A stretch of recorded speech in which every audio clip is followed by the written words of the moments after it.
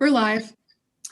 Thank you, Dana. Good afternoon, everybody. Welcome to the first, joint Environment and Transportation and Friends from Budget and Tax budget hearing of the 2021 legislative session. We have three budget analyses to go through today: the Public Service Commission, the Office of People's Counsel, and the Chesapeake Bay Overview.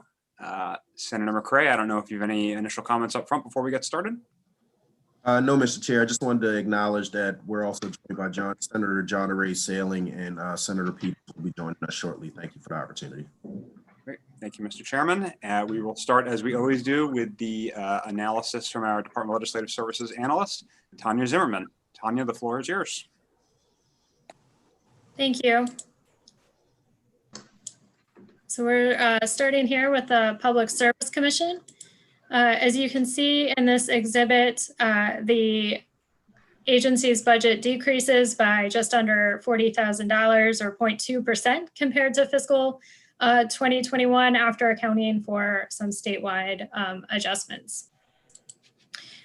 Just one brief point about fiscal 2021. This doesn't specifically impact the agency's budget, but the overall budget of the state. The Public Service Commission assessed two fines recently to Washington Gas Light and Baltimore Gas and Electric. The combined total of those is about $1.2 million, and those will be credited to the general fund when they are paid. Exhibit 1 provides information on the distribution of the agency's spending by activity. As you can see, the vast majority of the agency's budget is related to personnel spending, approximately 79%. The next largest component is for consultant services or outside experts. The need for these varies widely by year, depending on statutory requirements and other activity before the commission. It can be as little as $150,000 in fiscal 2019 or $2 million as in fiscal 2020. Exhibit 2 provides information on the agency's proposed budget, the changes in the budget. The primary changes are related to some one-time fine revenue that was available in fiscal 2021 related to energy supplier activity and reliability activity. Those funds are no longer available, and so the budget decreases by a combined $410,000 due to that. That's largely offset by personnel increases due to statewide adjustments, including the annualizing the general salary increase from January 1st and other employee and retiree health insurance. There was also some annual salary review adjustments that impact 18 positions within the agency. The personnel data, there are no changes to the number of regular positions or contractual full-time equivalents. The one thing I would note about this chart is the vacancy level is very high. It's been high over the last couple of years. There were 17 vacant positions as of December 31st. They had 4 that had been vacant longer than 1 year. They indicate the long-term vacancies are due to the hiring freeze and just delays in hiring while the mandatory telework period is ongoing. But we've asked the agency to comment on the reason for the continuing high level of vacancies and their plans to address that issue. The first issue in the analysis relates to the impact of COVID-19 on utilities and PSE operations. PSE operations were largely unaffected. They had a brief pause in hearings before they transitioned to a virtual environment. Utility operations have been significantly impacted, both due to safety and social distancing requirements and the economic impacts. The first items here just highlight some of the impacts on electric usage. Usage has been very different during the pandemic, particularly early in the pandemic when many businesses were closed. Commercial and industrial load was significantly down, but residential load was higher than usual, and that's likely continued as remote schooling continues, remote work continues, but the commercial and industrial load is likely increased some compared to this. But these kind of fluctuations are likely to continue throughout the pandemic. the PSC issued a public conference to investigate kind of the impacts of COVID on utilities and customers and how best to address them. One of the things they did was ask the utilities about regulatory assets, things they were putting into the regulatory assets to account for COVID. And these include the need to purchase personal protective equipment, but it also includes incremental bad debt and lost revenue due to fees that they aren't allowed to charge as a result.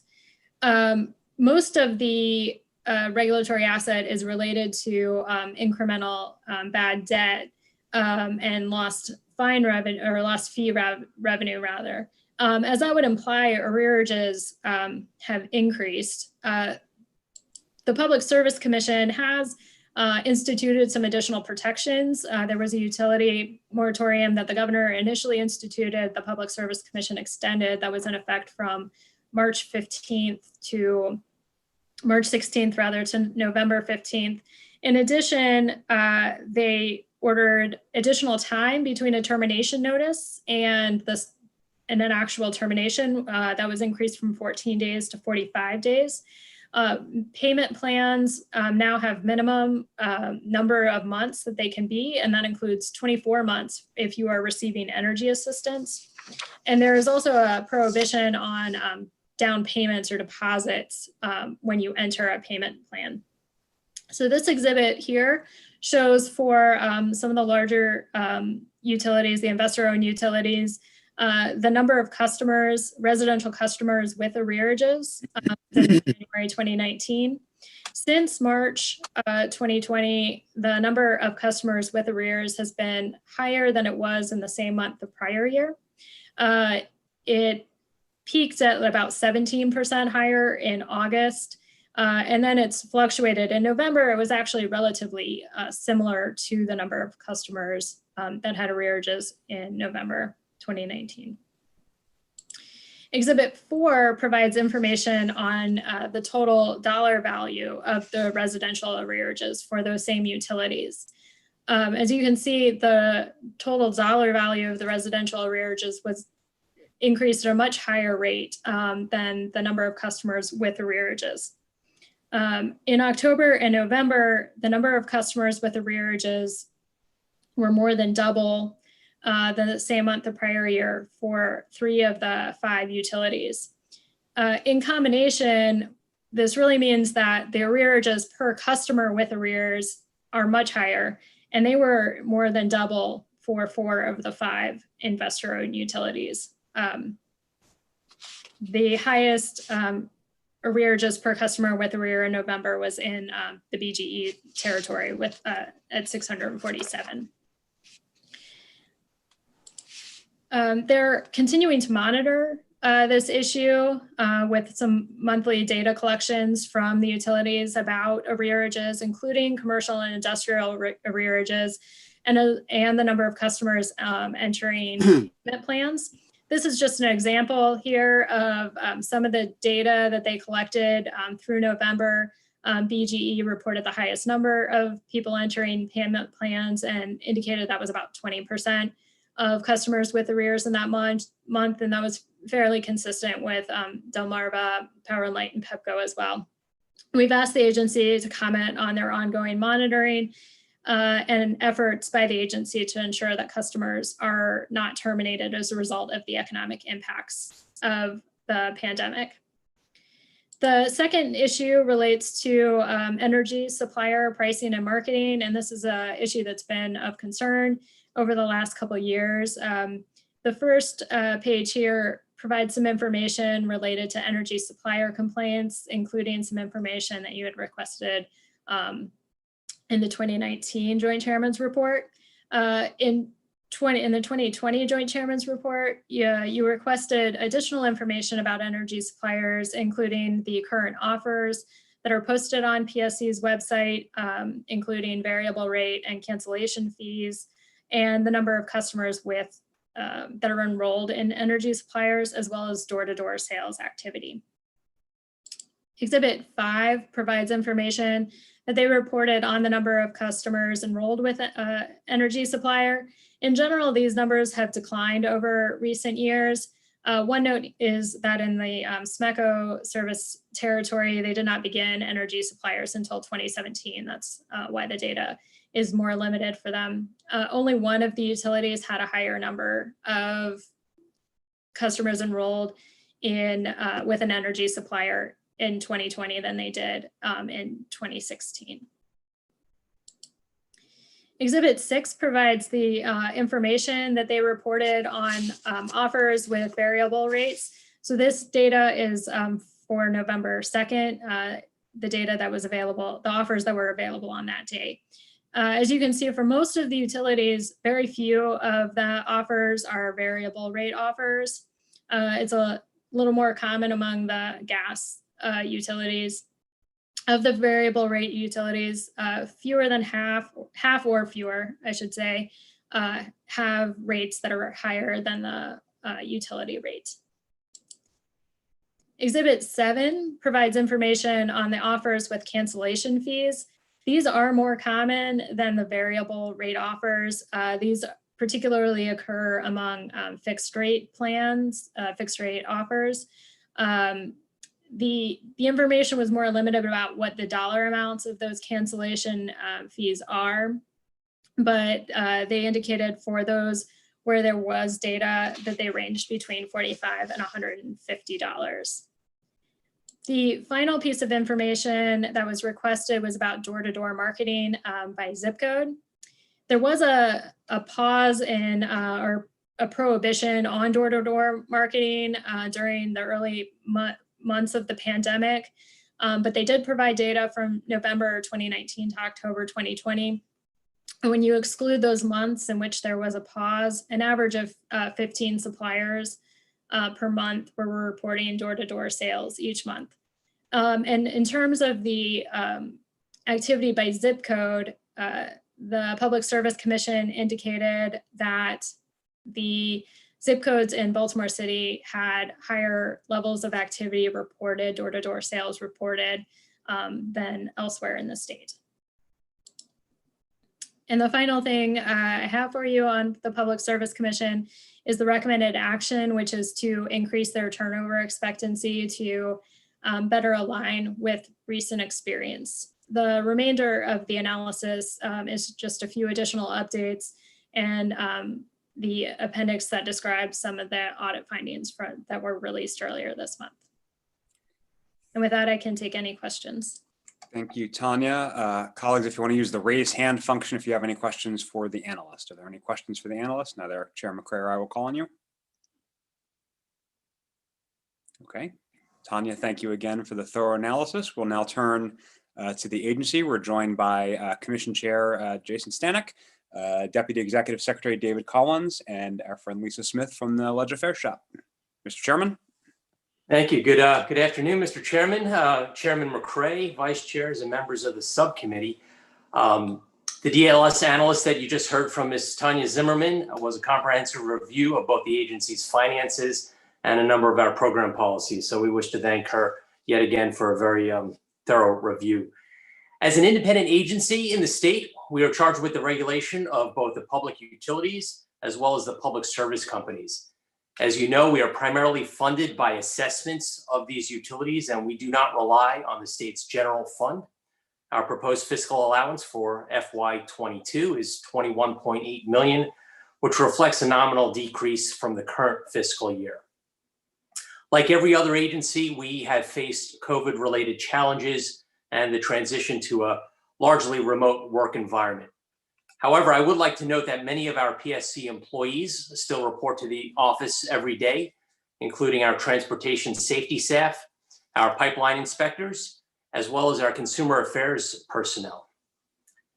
Despite the statewide hiring freeze, the PSC staff continues to work hard to ensure that all of our performance targets are met. I'm proud to announce that our MFR goals for the past year show 100% achievement in most every category, and we've closed a record 95% of our consumer affairs complaints within 60 days. We wear a number of hats, including as a utility regulator. And as Ms. Zimmerman noted, we've been addressing the negative impacts that COVID-19 has had on customers of Maryland's electric, natural gas, and water utilities. Last summer, the Commission took decisive action to protect both Maryland ratepayers and our utilities by making a transition from the termination of moratoriums for utility terminations that lasted for 8 months to a renewed focus on ensuring that ratepayers get the energy assistance they need to keep the heat on and to keep the lights on. We recognize that many citizens have fallen on hard times, and we're working closely with the Office of Home Energy Projects to ensure that aid is distributed. We do continue to monitor the situation daily, and we receive monthly reports, as noted by DLS, from all the utilities in terms of arrearage balances, number of customers with past due amounts, as well as number of customers entering repayment with their utilities.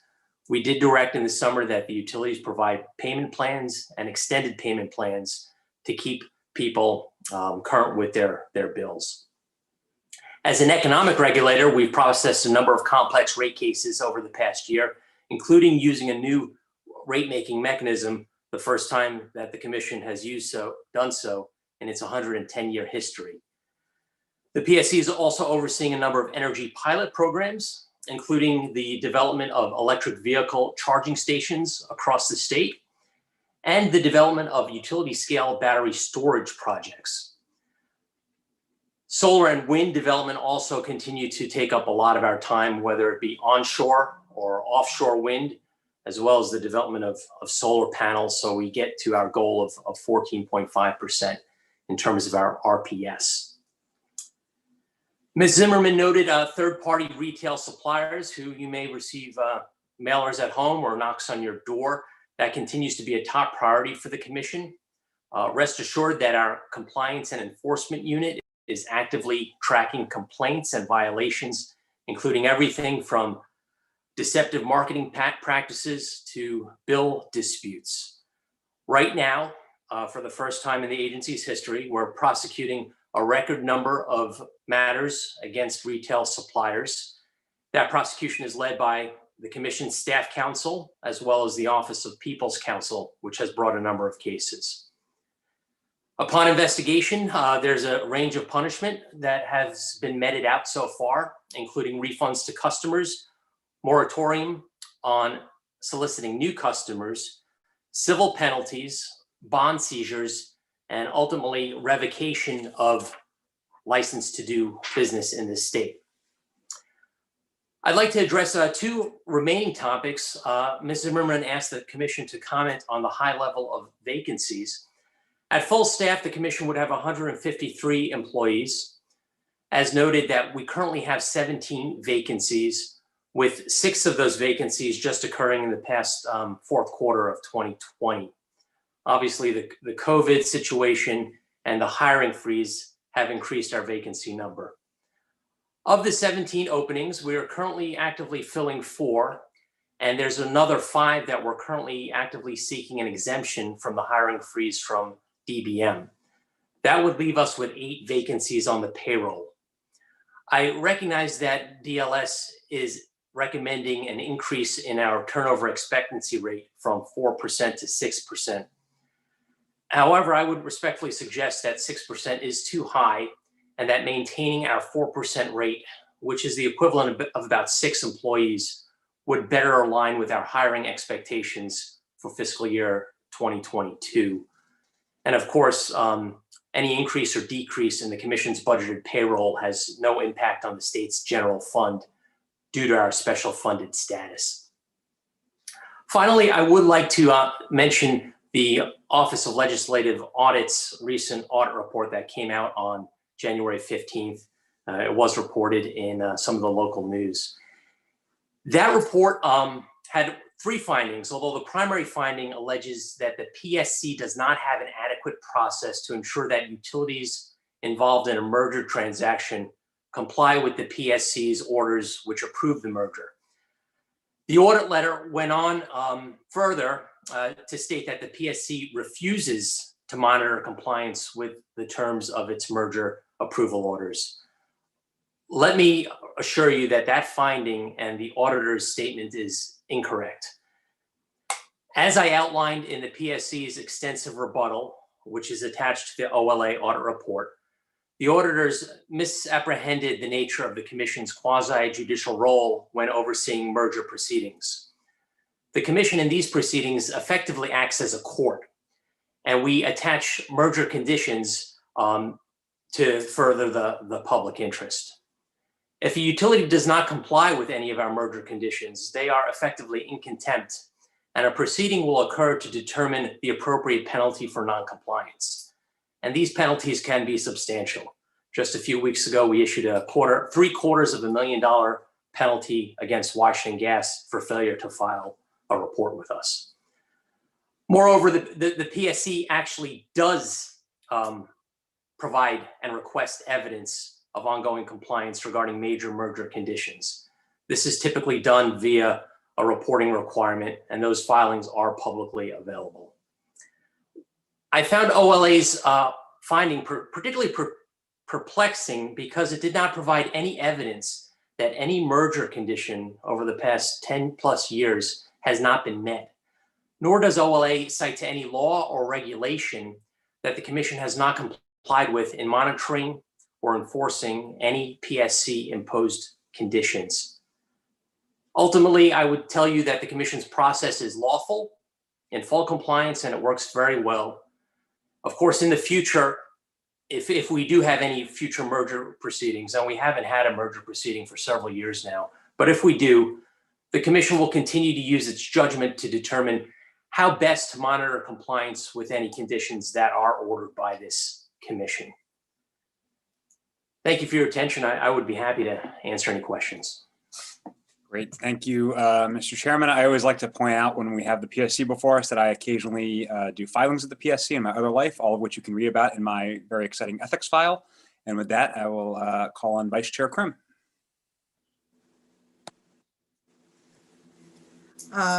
Thank you, Mr. Chairman, and thank you, Chairman Stanek, for being here today, and any other members of the Public Service Commission.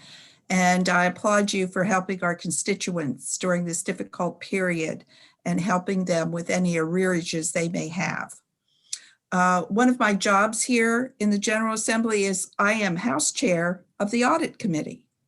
So I have reviewed the audit of January 15th, 2021. And I am concerned about what the auditors have said. And I think that the audit committee is going to follow this very closely. So I'm wondering how we reach an acceptable level of transparency and accountability when it comes to the conditions that you have proposed for these mergers and acquisitions. How do we get there? Because according to the audit, that's not being done right now. I've worked with the auditors now for a while, and I know they do an excellent job. I did read your response. So I'm going to let you talk for a minute, and then I may have a follow-up question. Thank you. Thank you, Delegate Krim. We obviously respect the audit process. This was the first audit that we've had in a number of years. However, the Commission did not see eye to eye at all with the auditors on respect to this number one finding regarding merger conditions. We had three very large mergers within the past 10 years, including the Exelon Constellation merger, the Exelon PHI merger, and the AltaGas and Washington Gas merger. So the Commission does very much function like a court. And if we approve a merger, and we don't have to, but if we do, we often attach dozens of conditions to the mergers to benefit the public. And this is a fully litigated proceeding with many parties associated and participating. And what we would do is once a merger is approved, we have a written legal determination that outlines all the merger commitments. The major commitments do have some type of a filing requirement. And it's very curious because I've taken a look at some of these major mergers, and we have more documentation filed by the merged utilities after the merger approval than before. For instance, just last week, we received merger documentation from a 2015 case involving Exelon and PHI. So it's ongoing and it's continual. Of course, if the merged entities do not comply with any of our conditions, they are in violation of the law. And the commission would bring them back and determine what the penalty is. The auditors did not fully understand that we effectively serve as a court. There was no allegation, thankfully, that the commission is in violation of any law or regulation. And we issued 142 conditions collectively, and the auditors could not indicate that any condition has not been met. So while I respect their position, I forcefully disagree with them. Okay, you mentioned the 142 conditions, but they also said that they could not confirm that 64 of those 142 conditions had not been met. So I'm wondering, how do we know that these conditions are not being met if we have no compliance or no accountability? I know they're making these filings, but who's reviewing them? Are we, I saw where you, in the response, you talked about the ratepayers being monitoring these things. Well, I'm telling you, I'm a ratepayer, and I wouldn't know the first thing about whether or not a company that submitted a filing or a compliance filing was actually doing what they're supposed to do. So can you respond to that, please? Thank you. The average ratepayer, I agree with you, would not be following a rate case or the conditions. However, oftentimes when you have the merger of two utilities, it would be widely publicized that, for example, Potomac Edison ratepayer would receive a $50 credit. And as a customer in the past, I would be looking for that $50 credit to appear. So it is a shared responsibility. There's every single one of these conditions means something to somebody who participated in the case. Obviously, ratepayers would be represented, residential ratepayers would be represented by Office of People's Counsel. But that is just one of many various constituencies that would be in effect here. Of course, if we receive a compliance report and you ask the question, who's taking a look, every single filing that the commission receives after a merger is thoroughly reviewed by the commission staff to ensure compliance. Okay. All right. Mr. Chairman, I'm not going to belabor this, but I just want the chairman to know that I'm unsatisfied with his answers today, and I'll be seeking a follow-up meeting. Thank you very much. And just to follow up on that before I turn it over to Chair McCray, I note in the DLS analysis that for 17 years, a large gas utility was not making required filings under a commission order. And that got caught after an explosion that killed people. So I'm a little concerned about the answers as well, because it seems like things aren't always filed with the commission. People aren't always following what they're supposed to do.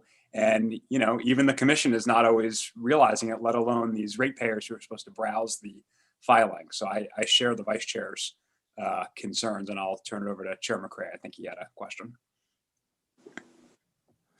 Thank you, Mr. Chair. And thank you, Chairman Stanek, for your attendance and your service to our great state of Maryland. I have a series of questions. I'll try my best to go through them very quickly as I go through the pages of the report. The first one was the rent. I noticed that the rent for the agency moved up about $80,000. Look like it's about a 6.5% jump this year versus last year. Could you just talk about whether you all occupied more space or what took place for the 80,000 jump? So we did not occupy any additional space. We do have 6 floors in the William Donald Schaefer building in downtown Baltimore. We also have a small office in the Calvert Street building in Annapolis. Obviously, we pay the rent to DGS, who owns those buildings, and any increase would be associated with the increase in rent. I believe we pay approximately $1.2 million in rent per year. Yep. The next question is in reference to Washington Gas and Lighting. During the analyst Tanya Zimmerman's report, she talked about BGE, she talked about DPL and PEPCO having payment plans. Could you just acknowledge whether WGL, Washington Gas and Lighting, also has a payment plan set up for our constituents?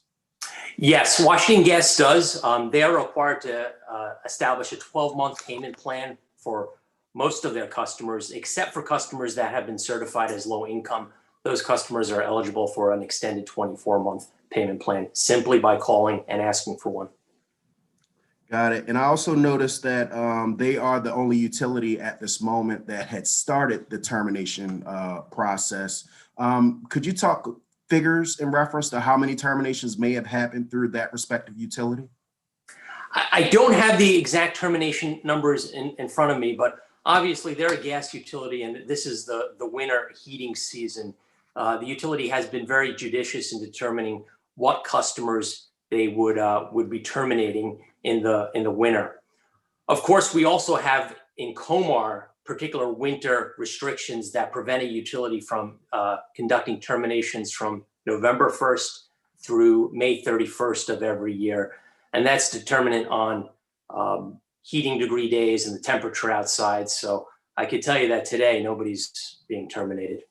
We will get you that number, Chairman McCray, in terms of the number of terminations affected by Washington Gas. Thank you, Chairman Stanek. And I'm on page 13 of the analyst report. When I look at the variable rates higher than the respective utility rates, it looks like at least all of these are in single digits. But for those that are above the respective utility rates, is there a way to curb, or if you could just elaborate on that on page 13? Yes, I see that on page 13. So under state law, we have no authority to regulate the prices or the rates charged by third-party retail energy suppliers. Obviously, we see some of them at the very bottom that are higher than the default rate and some that are lower. Oftentimes, those that are higher reflect a premium product, such as receiving 100% renewable green energy. Others provide other non-energy value or monetary benefits that may justify an increased price. Thank you. I read page 14. It talks about the cancellation ranging from $45 to $150. Unfortunately, I couldn't decipher whether there was a cap on the cancellation rates. Obviously, you see that some can charge 3 times higher than others. But if you can talk or speak to if there is any type of cap in reference to these cancellation rates. Similar to the commodity rate, we do not regulate the cancellation fees, so there is no cap to the fee. I would note that cancellation fees are almost exclusively associated with fixed price contracts. You rarely see them with a variable rate contract. But to answer your question briefly, no, we do not set a cap on the cancellation fee. Is that something that you will recommend? Well, we don't see a cancellation fee in the top order of problems. Of course, we could amend the 1999 statute to affix a cancellation fee limit associated with retail suppliers. Of course, these fees are typically associated only when the customer breaks the contract, whether it be 12 months or 24 months. And oftentimes the cancellation fee steps down depending on how long the customer is with the supplier. But that's all very dependent on the terms of the individual contract. I look forward to talking to you offline about that subject matter. I'm gonna move to page 15. It looks like several zip codes in Baltimore City and 3 zip codes from Baltimore County have been targeted with a high rate of door knocking from some of our, I believe, energy suppliers. And it looked like from March to June, the door knocking came to a halt because of the executive order. I'm assuming that this executive order was from the governor, not the PSC, but I do find it a little bit concerning that folks were still door knocking during a health pandemic, especially in these several zip codes at a high intense rate. If you could email my office, I think that also, or just the analysts in general in reference to the zip codes, because they weren't featured, the 7 zip codes from the city, and the 3 zip codes from Baltimore County. But could you also speak to, during a health pandemic, do you think that is there any type of guidance that PSC or any recommendations that you all may have in reference to door knock? I know that we're not door knocking as elected officials, and a lot of things have changed, but we are still in a health pandemic, but it looks like folks are still taking these actions. That is correct. After Governor Hogan's executive order did expire in June, these businesses in Maryland were allowed to resume soliciting customers via a door knock. I recognize that people are apprehensive. When I hear my doorbell ring, I don't want to answer the door right now. Although there was a concern whether or not we could infringe upon business or infringe upon the ability of businesses to knock on people's doors. So that did resume in mid-June of last year. We will get you that information, however, regarding the other 7 zip codes. I recognize that particularly in Baltimore City, because of the close density and high density of housing with row houses as effectively very easy way to solicit, we've seen much higher numbers, as you stated, 17, 18, 20 suppliers doing business in the city in terms of zip codes. And it's something that we're looking forward to further investigating. I appreciate it. I like to also stay closely abreast on the issue, especially those neighborhoods, probably my neighborhoods, that are being targeted by these challenges, especially during a health pandemic. I find them very disturbing. I'm going to move to page 18. It's an issue that I've been following pretty closely, the electric vehicle recharging station pilot program. I know that I talked immensely with your office, and at that time, Baltimore City didn't have a charging station because of the lack of the MOU and I guess some council actions that needed to take place. Have we seen any type of movement, or do we have any projections in which we will see our first charging station? Unfortunately, Baltimore City has been a more restrictive jurisdiction in terms of developing the infrastructure by the public utilities. I know that Baltimore Gas and Electric Company has been very anxious to start building chargers at no expense to the city. But as you noted, that there have been some delays in executing the memorandum of understanding between BGE and the city. That said, I am optimistic that in 2021, we will see more development similar to the development that's occurring in Anne Arundel County and Baltimore County. I am happy to announce that currently there are approximately 50 public charging stations within walking distance of downtown Inner Harbor. Most of those are level 2 charging stations, but we have approximately 4 DC fast chargers located at public libraries. One is outside of City Hall, and we have one over at M&T Stadium. And as an electric vehicle driver, I'm mindful of looking at these. Folks often say, wow, I didn't know there was 50 chargers downtown. Partly that's because they're not as large as gas stations, and you could drive by one every day and not notice it. But we have been concerned at the pace that the development has been occurring. We are working with the city council and the mayor's office to ensure that Baltimore City is not left behind in terms of receiving these chargers. Chairman Stanek, just a comment to follow up on that.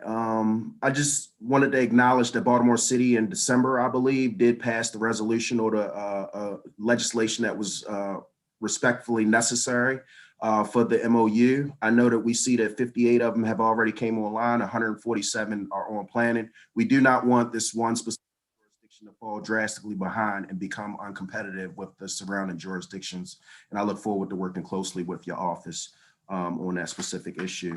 The last two questions. One of them is, as I looked at the travel and the motor vehicle expenses from fiscal year 20 to fiscal year 2021, and I know that we were doing a pandemic, so I didn't know, could you explain why the jump from 71 to 175, almost doubling 2.5 times more for travel, and just the motor vehicle expenses looking like it's bumping up about 1.5 times?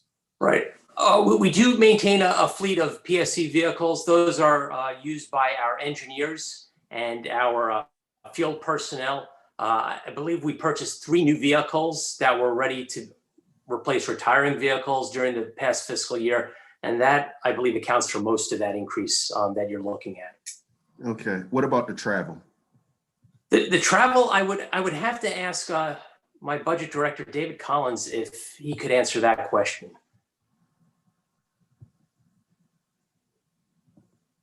Mr. Collins? Can everyone hear me? Yes, sir. Good afternoon. To respond to your question specifically, the travel has been extremely reduced because of the current pandemic. But what we're anticipating as we moved into fiscal year 22 to try to really increase, if you will, the amount of travel and conferences to get it back to a normal level that's required for many of our commission employees, especially as we have some new ones come on board because of the vacancies that do require some specific training to try to get that scheduled. And most of that, for a lot of reasons, is in out-of-state locations sponsored by the neighborhood committees, as example. Thank you, Mr. Collins. And Mr. Chairman Stanek, I won't belabor the committee, but I'll have further questions. Like I said, it's about 2.5 times the bump. And I know that a lot of companies have been reducing travel. So I look forward to further dialogue about that. Last question, Chairman Stanek. I just first want to say thank you for your response to my letter, December 2021, in reference to utility complaints. The response was informative. It was helpful, provided some context to the complaints regarding retail suppliers. As I found it very helpful, I think my constituents would also find it helpful if you consider the inclusion of these utility complaint numbers as you do publicize the other energy suppliers via the website that you have in reference to the amount of complaints. If you could just speak to that. And that is my final question. And I thank you again for your service. Thank you, Chair McCray. Yes, I recognize that up until now, we've only been posting retail energy supply complaint numbers, which begs the question, what about the utility complaint numbers? You raise a very good point, and I don't believe it would be difficult for us to publicize and make transparent those numbers for our local regulated utilities. So I will look forward to doing that first quarter of this year. Thank you, Chairman Stanek. Chairman Corman. Thank you, Senator McCray. If you don't mind, I'm going to call on Senator Sal and just keep things moving here. Senator? Well, thank you, Mr. Chairman and Chairmans. I appreciate that. And thank you for the information. Appreciate that. I have one question, though. We know there were a couple of states that had some serious problems, had some fines, matter of fact, some briberies, some schemes that happened in Illinois and Ohio. And my question is this. We both know that Exelon and First Energy, they own about 80% of the utility rates in Maryland, pay rate in Maryland. How can we be confident and make sure this type of behavior doesn't unfold in Maryland? And what, if any, role could the commission have in preventing such behavior? It's a concern, as we should say in the state of Maryland. We don't want stuff like this happening here, but how can we make sure it doesn't? Thank you. Senator, you raised a very good point. There have been a number of U.S. attorneys' investigations in Illinois. My counterpart, the chair of the Ohio PSC, his home was raided by the FBI one morning not too long ago for insider dealings. There has been some level, or at least a strong whiff of corruption occurring in both the boardrooms and by the state regulators. We have been paying very close attention to what caused what was the impetus that resulted in some of this wrongdoing and self-serving. Much of it has been predicated or believed to be related to the push for nuclear subsidies in those states, including Illinois and Ohio. We haven't seen any concerns yet, although I've expressed my concern with the Exelon utility. Obviously, they run three of our big utilities, local utilities in this state, and we're ever vigilant to ensure that we have the proper ring fencing that ensures that Maryland will not be adversely affected by any activity that occurs from a sister utility across state lines. At the end of the day, thank you, Senator Selling. Thank you very much for that answer, because of course, that's very concerning, but I appreciate we'd be ahead of that. That never happened. So thank you. Thank you, Mr. Chairman. Thank you. Thank you, Senator. Chair Stanek, Senator McCray mentioned the new websites, the electric residential choice and the natural gas choice websites that are now online. How's the usage of those been? Do you have a sense of if those are are being used by people? Are they effective? We do have the analytics or the behind the scenes traffic. They're not a smashing success as of yet. We're doing our best to advertise them whenever possible. They are a tremendous improvement from our former website, which was housed on the PSC's website. So every opportunity, I encourage the public to visit mdelectricchoice.com and mdgaschoice.com. The user interface is very appealing to the eye. It makes it very easy to plug in your utility, how much energy you use, and then you're off to the races and you could shop for a new supplier. I do shop for both electric and gas to heat my home, and I can tell you that I do save money over the rates I would otherwise pay to Washington Gas and to Pepco.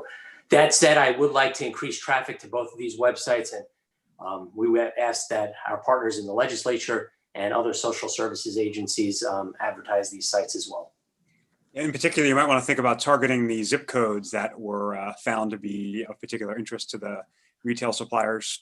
To do business in the state, these retail suppliers have to put up some kind of bond. Did I hear you mention that? They are required to put up a $250,000 bond. And last year, we put a retail supplier out of business. The supplier failed to pay the penalty that we assessed. So we moved on the bond and we confiscated the bond. We took the $250,000 and put it into our supplier education fund, which helped to pay for the development of these two websites and helps to pay for other efforts to reach the communities, such as the ones in Baltimore City. So we do have money remaining in that fund. We're judicious about how we use the education dollars, but that is part of our outreach as well. Is the size of that bond these guys have to put up adequate? That is a question. Is a $250,000 adequate? It's a cost of doing business for the supplier. We have considered whether or not it is time to raise the bond, however, from $250,000 to something higher. Is that set by you all, or is that in statute? Or I believe it is in statute. We would have to effectuate a rulemaking, however, if the statute is changed to align COMAR with the PUA. Right. It looks like Chair McCray is not done with you yet, Mr. Chair. Thank you, Mr. Chair, and thank you for your indulgence at a second bite of the apple. In reference to vacancy rates, I'll quickly ask, last year you had a response in reference to the 11 positions that were open that you would have them filled by March. You had the same response for the vacancy rates. Quick question, did you fill those 11 for last year during that time frame that you had given the committee? Second, if the positions aren't filled by March, can you at least bring that to the attention of our office in reference to the 4 I'm talking about now? Yes, we did list the 4. To your question regarding last year, I cannot guarantee that we filled all 11, but we filled most of them. One of them may continuing to be one of these lingering vacancies that it's very hard to find somebody with to fill. But we will get back to you. We'll make a note to confirm whether or not the 4 that we're promising to fill by March 15, 2021 are filled. Thank you, Chairman. Thank you. I don't see any other questions. Senator Sally, I think your hand is up from before. Is that right? Great. Okay. Well, thank you again, Chair Stanek, and to your team for being here. We appreciate and look forward to the follow-up to some of the questions that were asked. Thank you, members. Joint Subcommittee, is that what we're called? We'll now turn back to Tanya for the analysis of the Office of People's Counsel. Tanya? Thank you. The Office of People's Counsels fiscal 2022 budget increases by just about $48,000 or 1.1% compared to fiscal 2021. As you can see in Exhibit 1, just over half, about 56% of their budget is used for the personnel, the 19 personnel positions in the agency. The next largest component is for consultants. It's about 35% of their budget. They use these for technical expertise when they're going before regulatory bodies or the PSC. This is fairly consistent with recent history. Exhibit 2 presents information on the changes in the agency's budget. As you can see, most of these are in personnel and due to the statewide actions related to employee and retiree health insurance and the annualization of the general salary increase. This exhibit provides information on the personnel. Again, there's no changes in the number of personnel. There were 4 positions vacant on December 31st, 3 of which had been vacant longer than 9 months. I would note that one of these vacancies was the People's Council position. It was vacant just very briefly due to the transition in the People's Council following the prior People's Council's retirement. They are in the process of filling the 3 long-term vacancies after they received a hiring freeze exemption. The first key observation is related to their case activity. This is driven primarily by utility filings and regulatory activity outside of the agency's control. They have experienced higher levels of activity in fiscal 2020. This occurs in part due to higher levels of activity at the federal level as the Federal Energy Regulatory Commission has been more active, making some rulings. And then the Public Service Commission activity returned to a more typical level after a decrease in the prior year. Exhibit 3, sorry, I already talked about that one. The second issue is related to the calls for assistance. These decreased after the utility moratorium went into effect. This resulted in a more than 50% reduction in the number of calls for assistance compared to the prior year. These do typically fluctuate with weather and economic conditions. You would typically expect to see a higher number of calls when economic conditions are poor. The utility moratorium seems to have led people to who have unaffordable bills not to call for assistance at that time. However, the agency noted that after October 1st, when termination notices could begin to be sent again, they did start receiving a higher number of calls. They also noted that they have done more out training to other entities, so they are not getting all of the calls that they might have in the past because some of those entities are then able to handle the calls on their own. But they also note their Director of Consumer Assistance is doing more outreach, which they expect will translate into an increased number of calls in fiscal 2021. And the final page here is the recommended actions, which is to concur with the governor's allowance. And that concludes my presentation, and I'm happy to answer any questions. Tanya, thank you again. Are there any questions for the analyst? Questions, Vice Chair Krim? Sorry, Mr. Chair, I misraised my hand. Okay, are there any actual questions for the analyst? Okay, we will now turn to the agency. We are joined by the new head of the Office of People's Counsel, David Lapp, as well as Gail Tucker, the administrator for OPC, and William Fields, the deputy People's Counsel. Mr. Lapp, congratulations on your new position, and the floor is yours. Thank you, Chair Corman and Chair McCray. Thanks for the opportunity to be here today.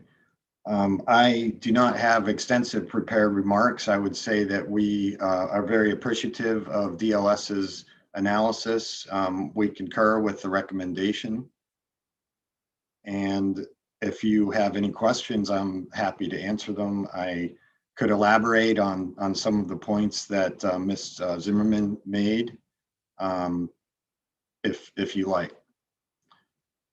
Otherwise, I'm here to answer any questions you may have. I guess I would say that I've been in the office now just today marks 1 month, and I've been impressed by the staff at People's Counsel, and a lot of great work is done with relatively few resources, and I'm honored and privileged to be in the office. Thank you very much. Vice Chair Krim. Thank you, Mr. Chairman. So, Mr. Lapp, I'm sorry to hit this with you at your first meeting and after only 1 month in the office. But I need to go back to the audit that was done by the Public Service Commission in regard to these merger conditions that we are not monitoring the compliance. So what the PSC said in response, and I'm not sure whether you've read this audit, but I'm familiar with it. Yeah. okay. It says that if a utility fails to comply with the commission condition, affected stakeholders, such as the Office of People's Counsel, will move for an order to enforce. OPC is statutorily required to evaluate each matter pending before the commission. So have you done anything to monitor these conditions that are supposed to be done by the utilities in regard to these mergers? I would say that the office does monitor the conditions generally that relate to residential customers. As you know, the Office of People's Counsel's mandate is to protect residential customers. And that's a broad mandate. And we would evaluate or keep an eye on matters that affect residential customers. Not all merger conditions necessarily affect residential customers. And of course, if we found that, or if we determined that one of those conditions may be not being followed, we would then be a party. We would have to advocate for that before the Public Service Commission, and there could be opposition for that, for that. I would say, mention that in a recent rate case, Washington Gas and Light has a rate case pending before the commission. And in a recent brief that we filed, we have flagged one of the merger conditions that we believe may not be being adhered to by the company. So it is something that we do, but on a limited basis. Mm-hmm. Okay, so you say that you only monitor conditions related to ratepayers, but there's other conditions, right, on these mergers, like, for example, charitable donations. You wouldn't necessarily monitor those, would you? No, we would not. No. Or the location of the business. You wouldn't monitor that. Not likely. Okay. So, it's just my point is that there are conditions that are not being monitored by you and obviously not being monitored by anybody. But I really thank you for your responses today. Thank you very much. Thank you, Del Crew. Thank you, Vice Chair Krim. Are there other questions for the Office of People's Counsel? Ms. Lapp, you may not know the answer to this yet, but do you know the difference between your legislated sort of cap level for the fees that fund you all and your budget? So I think your budget's around 4.3 million. Do you know if you went to sort of the max level of the fee authorized by the statute on the public utilities, what the delta would be? There is a delta. I think it's approximately 800,000 to $1 million. Of course, the operating revenues change every year, so that delta is going to be slightly different every year. So if Vice Chair Krim wanted to expand your authority for, merger condition enforcement, or if someone else wanted to change your authority to increase your environmental role, you might be able to do some of that work under the existing statutory level. You would just have to raise the level of the fees to match the statutory level. There would be some room within the current cap to, assuming we got a budget increase or, perhaps another PIN, another position in order to do the work. But there would be some room within that cap. I think at some point the legislature should raise the cap proportionately as it did for the Public Service Commission last year. The work of the Office of People Counsel is generally proportionate to the work of the Public Service Commission. Yeah, I'm actually still confused why we didn't do them at the same time. I don't really understand why that happened, but appreciate the answer. Are there any other questions for OPC? Sure. Well, thank you again and congratulations on your new position. And with that, colleagues, we will turn back to the analyst for Andrew Gray for the Chesapeake Bay overview. Andrew? Thank you, Mr. Chair. I will now share with you the screen of the analysis. And here we see the Chesapeake Bay restoration maps. This is the overarching maps. The overarching map for bay restoration purposes throughout the entire watershed. In terms of stepping back for a second, Chesapeake Bay restoration is predicated on the total maximum daily load, which is the bay diet for nitrogen, phosphorus, and sediment. And to get there, there are 2-year milestone periods in which the agencies kind of get a checkup with the U.S. Environmental Protection Agency to see how they're doing. And the overall plan for Maryland's work and for the other states is the Watershed Implementation Plan, or WIP. Exhibit 2 reflects here the kind of the big picture for the entire watershed. And what you see on the far left-hand side is a map reflecting the predominant source of nitrogen in the Chesapeake Bay watershed is agriculture, with some larger areas of stormwater and then wastewater systems around some of the larger cities. And in terms of the work that's been done so far and how close we are, you see the darker green areas reflected in this map reflect the greatest progress, and then the blue actually meeting the goals for Chesapeake Bay restoration for those land river segments, the smallest segments that are kind of measured for Chesapeake Bay restoration purposes. But if you look on this final map on the far right-hand side, you see how much work still needs to be done. And that's the purple, the dark purple reflects the large areas of work to be done. That's the Shenandoah River Valley down here. It's the Lancaster agricultural area in Pennsylvania here. And then it's the Delmarva Peninsula between Maryland and Delaware on the eastern shore.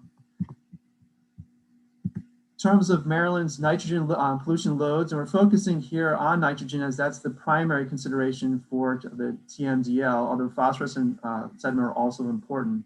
Just like to note here that between 2018 and 2019, in terms of the amount of loading, it did go down by around 1.5 million pounds per year of nitrogen. So if that progress continues through 2025, then it looks like we'll be able to meet the target of 45.8 million pounds of nitrogen. Now, Maryland is actually a little bit more aggressive in terms of the overall plan. Plans to get down to around 44.7 million pounds of nitrogen per year. Now, the one caveat to this is that new modeling results reflect that the actions that Maryland is planning on taking may not actually quite get us as far as we'd hoped. So therefore, would be closer to that target and will not have as much leeway in terms of climate change reductions that will also need to occur in order to kind of meet the TMDL's goals. Looking forward, we have the progress we've made so far is around 9.7% decrease.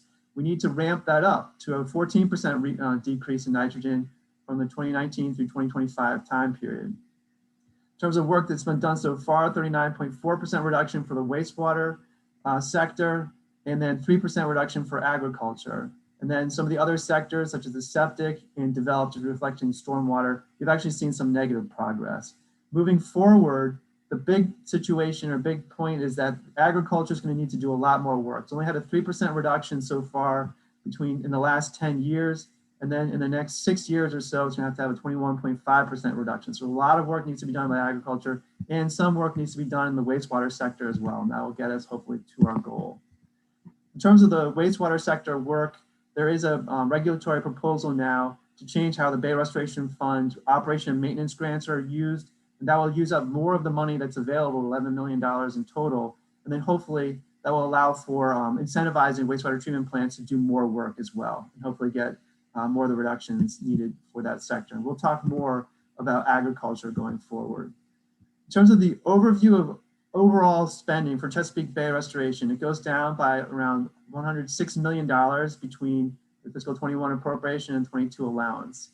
Now, this basically reflects a lot of the funding reductions for the Maryland Department of Transportation projects. The purple line is included in this funding, as well as other projects, TMDL compliance and stormwater work. And as noted elsewhere in this analysis, Maryland Department of Transportation is on target for being under $1 billion, which is great in terms of its stormwater work. And so the $119.4 million reduction here doesn't necessarily reflect less work being done overall for Chesapeake Bay restoration. Farm and Natural Resources funding goes down by around $12.5 million between the 2 years to oyster restoration work primarily. That's reduced funding in fiscal 22. And then looking down at the bottom, the program open space, rural legacy, and MAL for increasing in funding due to the transfer tax funding. And just to note there briefly, there's $100.6 million in GEO bond funding that will be replacing transfer tax funding in the governor's budget. So that'd be a 1-for-1 replacement. There's no change in the amount of funding. Then finally, for the Maryland Department of the Environment, the one big increase of $14.4 million, and that reflects water quality revolving loan fund funding that's increased in the 22 allowance. Moving now to the first action or first, well, actually that's to cover that first issue. And just want to note there at the top of the screen that we recommended in the committee narrative to request that data be provided again on overall Chesapeake Bay restoration funding. Now, in terms of another action, or section 34 of the fiscal 2021 budget bill included requests for information on historical and projected Chesapeake Bay restoration spending. And just want to highlight here that there's a lot of good information in the report reflecting what the proposals are moving forward. However, there did not seem to be sufficient information for one of the big sectors, which is agriculture, where a lot of the work is going to need to be done, over 50% for through 2025. The report does note that there are a couple of areas that they're considering. Ecosystem services is kind of this idea of expanding beyond just nutrient trading to also include carbon sequestration for climate change purposes, and also local water quality improvement and biodiversity enhancements. The idea being kind of lumping multiple environmental goods into one cost. The idea then we could probably leverage more money for the purpose of doing all of those good things. Agricultural tile drainage is the best management practice, and the Department of Agriculture has really pointed that this is kind of a way forward for them in terms of a lot of the reductions, but no information has been provided about the status of funding those projects. The Clean Water Commerce Act does sunset at the end of fiscal 2021. However, there are plans proposed in legislation in the 2021 session to extend and expand it to include reductions on agricultural land. Agriculture was not included in the current iteration of the Clean Water Commerce Act, but moving forward, it could be added and therefore be additional funding provided for best management practices. And then finally, there's the note there about partnering with conservation partners. There's not a lot of detail provided in the report, but the basic idea probably being to working with soil conservation districts in order to be able to enhance the amount of work that's being done. The basic theory is if you have more soil conservation district personnel, then they're able to perform more soil and water conservation plans or conduct those plans on agricultural land. That then leads to information about best management practices that can be implemented, and then that can then be funded for Chesapeake Bay restoration purposes. The recommendation there is for the administration to comment on the timeline of specific BMP implementation under the TMDL, primarily for agriculture, really, to talk about kind of what's going to be done there, and also to provide the similar report next year with funding restricted for that purpose, which is the one recommendation in this report. And then finally, provide information about the phase 3 implementation as part of that report. The third issue concerns the phosphorus management tool. The phosphorus management tool is a science-based tool to address the concerns about phosphorus runoff from high-risk phosphorus runoff from agricultural lands. The work done on that has included the Phosphorus Management Tool Transition Advisory Committee meeting numerous times in order to address whether there are sufficient resources to be able to handle the needs of that. To get there, the 2021 is the year in which most of the farms, the remaining farms, will be transitioning to phosphorus management tool use, and therefore there's a concern whether we have the infrastructure in order to be able to fund all of those the needs for those farms. So one of the concerns there is the satellite manure storage facilities funding. So funding currently in the MAX program, Maryland Agricultural Cost Share Program, provides for storage of manure on properties that generate the manure.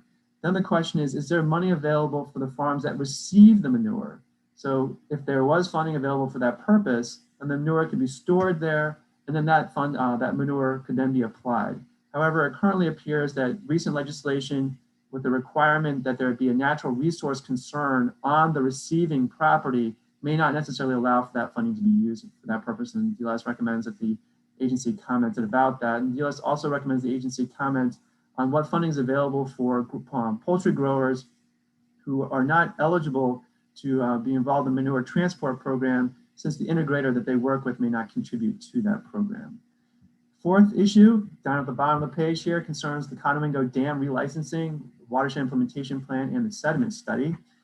The Conowingo Dam is met its capacity, and it's they're developing, the agency administration and the Chesapeake Bay program as a whole is developing a watershed implementation plan to address that overall concern around 6 million pounds of nitrogen per year that needs to be reduced, in addition to the work that's already being done by all the different states. The total annualized cost for that looks to be around $53.3 million to upwards of $266 million per year, depending on the best management practice costs that are used. The draft plan went out for public comment and it was completed on January 21, 2021. And a December 8th or so draft financing plan has been discussed. And I believe it might be available on the website now, that kind of addresses the idea of having a regional financing authority to basically try to leverage the resources across all the different states. Since the states are not going to be paying for this in terms of their own costs, they're going to be kind of putting it towards this overall cost. Then in terms of the looking forward for the relicensing of the Conowingo Dam, it's been sort of on a hiatus. The plan has been proposed to the Federal Energy Regulatory Commission for a $200 million plan over a 50-year license, which would allow for the state to receive funding for numerous best management practices. However, it's not been finally ruled upon. The question about the new administration coming in, perhaps taking another look at that, is out there. Finally, there's a new Conowingo dredging and innovative and beneficial reuse pilot project. It's in the offing. The sediment characterization study began in December 2020. The pilot dredging part of that could start in fall 2021. DLS recommends the administration comment on the expected outcome of the Conowingo WIP, the status of the Conowingo Dam relicensing, and the sediment characterization. Moving now to the final issue. This is concerning the lawsuits that have been filed against the U.S. Environmental Protection Agency on September 10, 2020. There are two sets of lawsuits, one from the Attorney General from various states, a separate one from Chesapeake Bay Foundation, Anne Arundel County, Maryland Watermen's Association, and two Virginia farmers, basically challenging the U.S. Environmental Protection Agency to stand up to its Clean Water Act requirements to compel the various jurisdictions to have watershed implementation plans that reflect their ability to get to the total maximum daily load.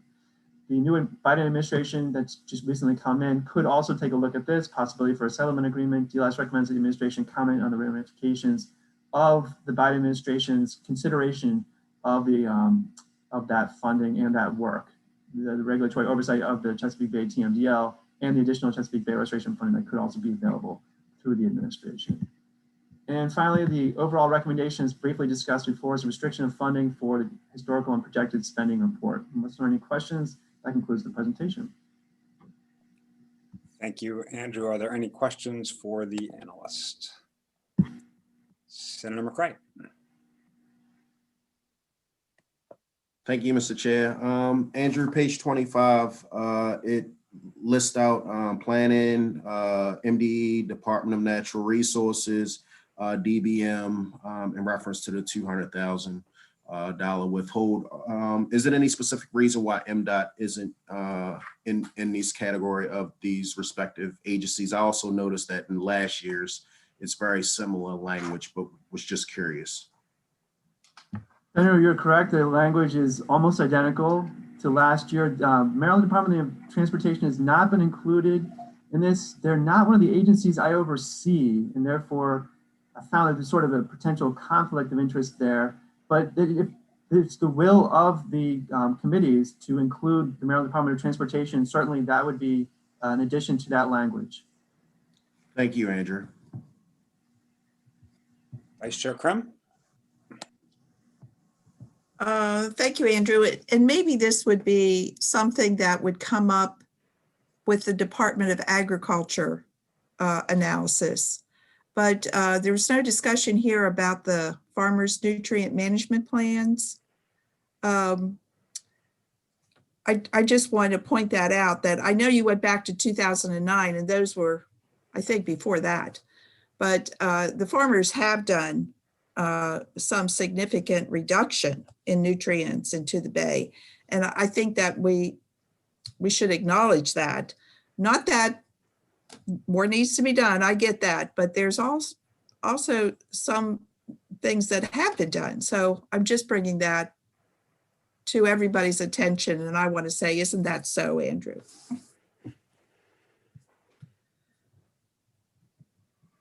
And I think Andrew wants to say yes, but he's being quiet. Any other Yes. questions for the analyst? Okay, well, thank you again, Andrew. We will now bring up practically a full cabinet meeting. Secretary Grumble, Secretary Bartenfelder, Secretary McCord, Secretary Hadaway-Riccio, Assistant Secretary of Agriculture Hans Schmidt, and Resource Conservation Manager Jason Dubow. My guess is Secretary Grumbles will be teeing us off, but I defer to you all on that. Thank you, Mr. Chairman. I hope I don't tee any of you off. But I am asked as the chair of Governor Hogan's Bay Cabinet to respond to the request for comments and help begin the discussion. And first, let me say thanks to Andrew Gray for another excellent and thorough review. As you know, our Bay Cabinet relies on teamwork and aggressive strategies using carrots and sticks to ensure Maryland continues to be a leader in restoring and protecting our precious natural resources, particularly the Chesapeake Bay. We also have the University Center for Environmental Science from the University of Maryland and the University of Maryland College of Agriculture and Natural Resources providing advice to the cabinet. What I wanted to do simply was to underscore at a very high level, before we go straight to the comments and requests, underscore very much that the state of Maryland continues to be a leader on restoring and protecting the Chesapeake Bay. There are various ways to do that. One of those is through the Clean Water Act, TMDL, the Total Maximum Daily Load Pollution Diet regulatory budget that our state and the other 5 states and the District of Columbia and the federal government all commit to. And it is a combination of regulatory and financial and scientific and collaborative efforts. And we are making real progress. We have 2-year milestones. We need a very active and aggressive federal government as an interstate umpire, because we are downstream and we are downwind. And so we need the full support and effort of our upwind partners and states, and also upstream partners and states. Maryland is committed to the 2025 goal, the 2025 Bay restoration goal for the pollution budget. We have been taking steps, dramatic steps, to significantly increase our efforts and to reduce the nutrient and sediment pollution. And incredibly important as future growth and the Conowingo factor are, so too is climate change. So we are working to incorporate in all respects the climate change impacts into our so-called phase 3 watershed implementation plan. Only by reducing greenhouse gas emissions and increasing resilience and having the best scientific tools on the increased runoff and pollution, the risks of more problems from the Conowingo as upstream precipitation increases, all of this is very important. I just also want to emphasize, since I'm speaking to the leadership of the General Assembly when it comes to funding and facilitating our work for the Chesapeake Bay, that we need and very much appreciate continued full support, Governor Hogan's leadership in requesting, and the General Assembly in helping to follow through on the $1 billion a year in investments for the Chesapeake Bay is a signal to the whole country, and certainly to our other Chesapeake Bay states, that we need to put our money where our mouth is and invest in conservation and environmental protection and restoration. And that requires partnerships as well with the private sector. So I just want to highlight for you that great examples of increasing results through partnerships and cost-effective strategies are the Clean Water Commerce Act, which there's great work on the reauthorization of that bill right now. And also Senator Rosapep is poised to introduce another bill that brings together the agencies for innovative approaches called the Comprehensive Conservation Finance Act to try to incorporate what the Department of Natural Resources has been doing well with the Bay Trust Fund, and that is a pay for performance, pay for success type of approach. So look for that legislation very soon because it helps to increase the results through more cost-effective practices and procurement strategies to get more of the state's funding into restoration. I also just want to emphasize that our state, in putting together our phase 3 WIP, this is the big strategy that we developed in close coordination with the EPA. We're committed to that strategy. That involves agriculture. It involves the wastewater treatment plants. It involves the stormwater districts, the small towns, the septic systems. It's a very inclusive and important effort, and we're committed to not only incorporating climate change, but to finding the dollars, the carrots, and the sticks to use to make sure we continue to make progress on that front and meet our milestones and be a regional leader in the phase 3 WIP. Just the other important point I want to emphasize before turning to others is that science and environmental justice are themes that we will continue to put a priority on.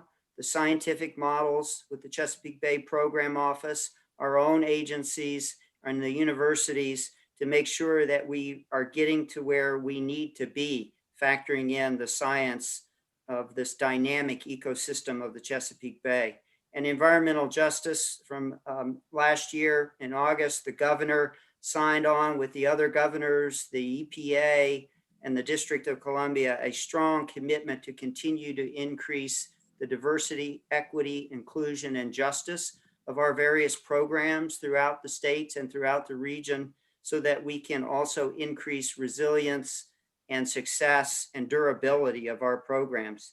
Now, I know that I've spoken for a long time and we've got to comment on some of the questions, but I would just say it's not every day I get to see Secretary Riccio, Secretary Bartenfelder, Secretary McCord from Planning, and other teammates of the Bay Cabinet. So I would just ask if there are any other comments up front you all wanted to make before we turn to the 5 requests for comment. Well, we run an efficient ship and we're trying to get to where you want us to be as soon as possible. So let me just turn to the first item that we were asked to comment on, and that's the item about providing the Bay restoration data in the governor's budget books and providing the Chesapeake and Atlantic Coastal Bays 2010 Trust Fund annual report at the time of the fiscal 23 budget submission. And yes, Mr. Chairman, and yes, Mr. Chairman, we will continue to provide the requested data and do so as requested in a timely manner along with the governor's fiscal 2023 allowance. The second item requests an annual report on historical and projected Chesapeake Bay restoration spending, which we'll provide. Andrew Gray certainly knows the value of that report. He spends a lot of time reading through it. It lays out what we're doing, what we need to do, and how we're going to get there. And we're very proud of the Bay Cabinet's teamwork on providing that type of information. So yes, of course, we will continue to provide that to you and do so on a timely basis.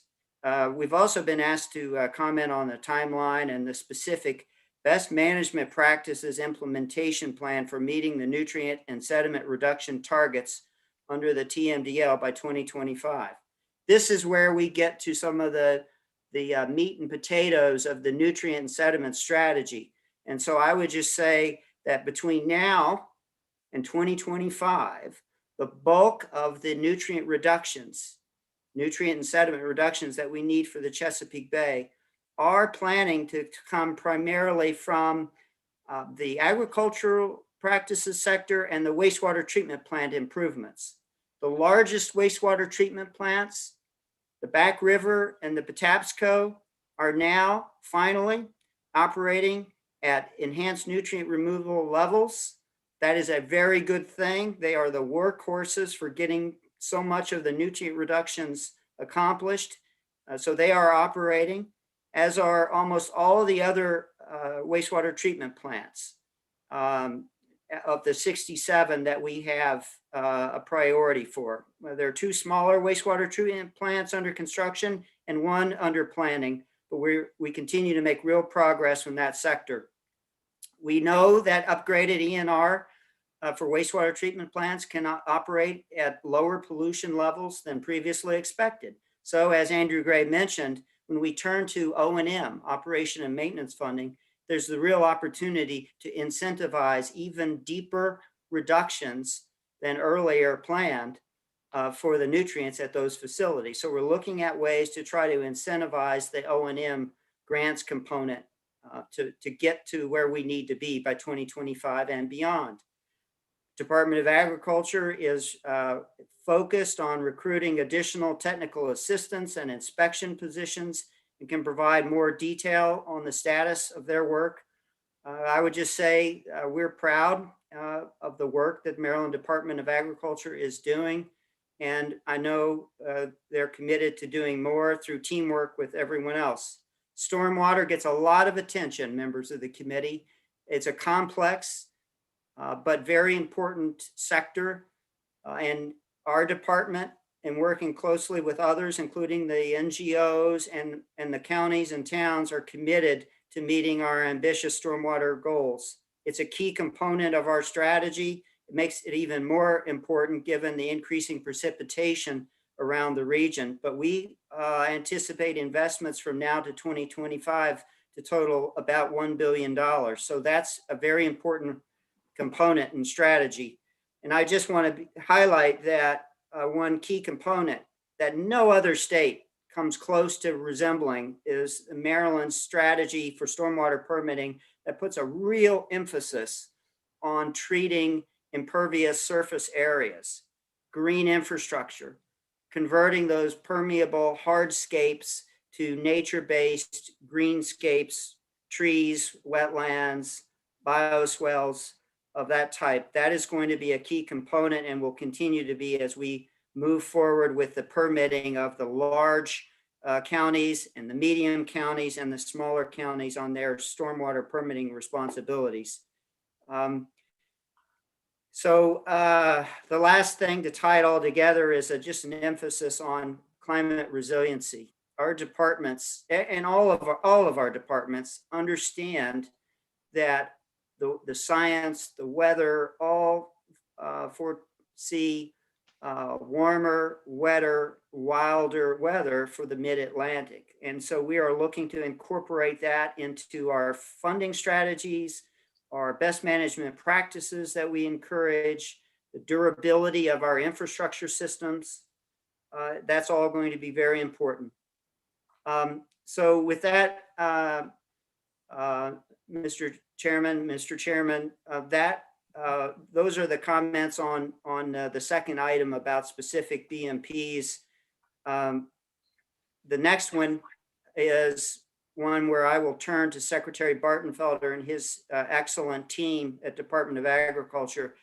That item is to comment on the determinations about whether satellite manure storage facilities can receive Maryland Agricultural Cost Share Program funding and to comment about manure transport assistance as well. Joe, if you could take it over from here, that'd be great. Thank you, Secretary Grumbles. I'll kick it off and then turn to Hans Schmidt, our Assistant Secretary who runs Resource Conservation. First of all, I just want to thank the committees, both in the House and the Senate, for your past support and your commitment to our mission to completing our WIP 3 goals for 2025. And I'd also like to thank Delegate Krim for her earlier comment in recognizing the progress that we've made with agriculture here in the state, because wherever I go across the nation, I hear it from other states, because we do have a model here that is the envy of other states. So I just want to thank you for recognizing that in your earlier comment. I will say is that on the manure transport program, 4 of our 5 company integrators participate in the match program. 1 does not. Those growers that are with that company would not be eligible for funding under the manure transport program. But the companies had a lot of reduced, let's say, loads this year, because it looks like they may only have 2 or 3 crops because of some problems that company's had. So it's going to be a great reduction in the amount of poultry litter output from there. If you want to get down into the weeds with the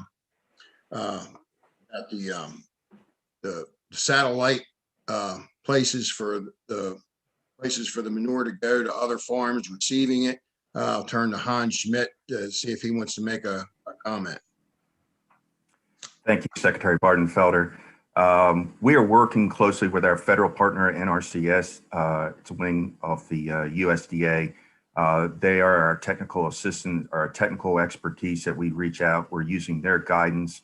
The new legislation, or excuse me, the new language within the MAX regulations does require that we meet a natural resource concern or improved conservation benefit. We are talking with those folks to make sure that our MAX GO bonds can be utilized for these satellite storage. And we're also looking at additional other cost share, or excuse me, other state funding sources or grant funding sources for these projects.